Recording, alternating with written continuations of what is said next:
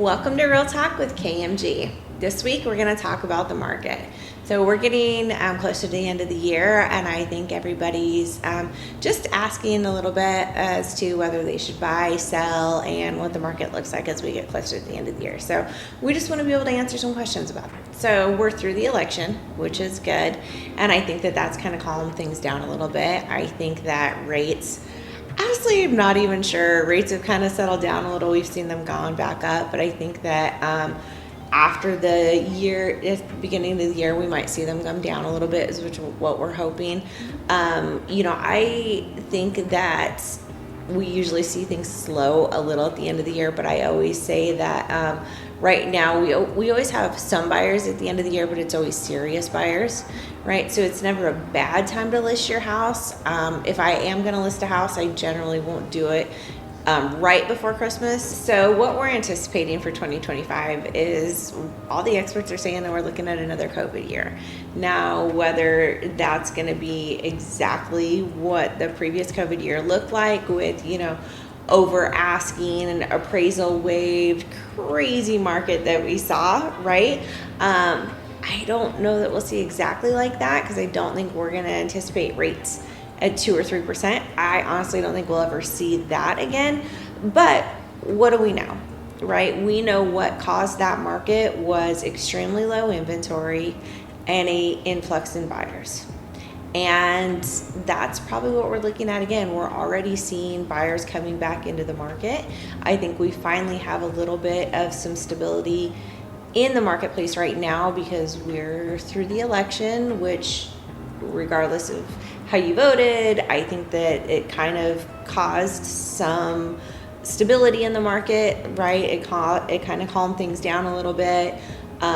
Rates seem to have settled a little bit. I think people are finally comfortable with 5-6%. I think we're anticipating rates to come down a little bit after the first of the year. We don't have a lot of inventory still. It might feel like we do because houses are sitting on market a little bit longer, but that's just because buyers have been nervous to move, right? The economy hasn't been very great, inflation's high, and buyers have been nervous just to make any decisions. I think that's going to change. Matter of fact, we've already seen that change. Last couple offers we have written for buyers have gone into multiple offers. And I believe that after the first of the year that is going to shift dramatically. So if you are looking at buying, I think now is a good time to buy so you can go ahead and get ahead of that COVID market. I think that if people could have chosen to get ahead of that previous COVID market, that they would have. From a selling aspect, if you're thinking of purely just selling, you might want to wait. But if you're going to sell and buy, the same market you sell in is the same market you buy in, right? So that being said, if you're going to sell and then turn around and buy, it might be wise to go ahead and sell and then buy, so that way the house that you buy can start gaining equity before the market gets crazy.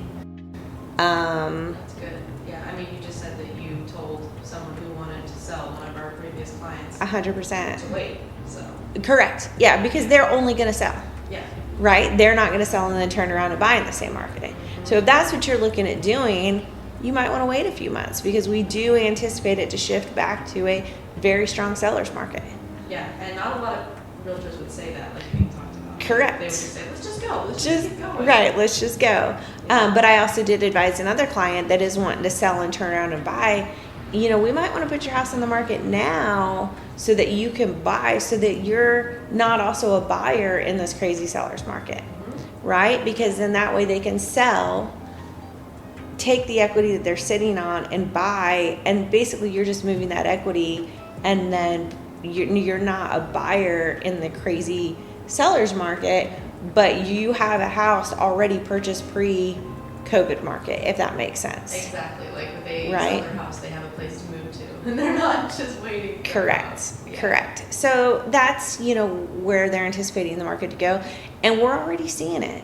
Like I said, we're already seeing it. We have received some offers on some of our listings, and we've been in multiple offers and, lost on some of our buyers because some of our buyers haven't anticipated this market and just weren't quite aggressive enough. And now they're having to be a little bit more aggressive. So that's what we're looking at. And if you have questions and you're curious what your house is worth, or, you're thinking of making some moves next year, reach out to us and help us, or let us help you be prepared for next year, because it's coming. So, thanks, guys.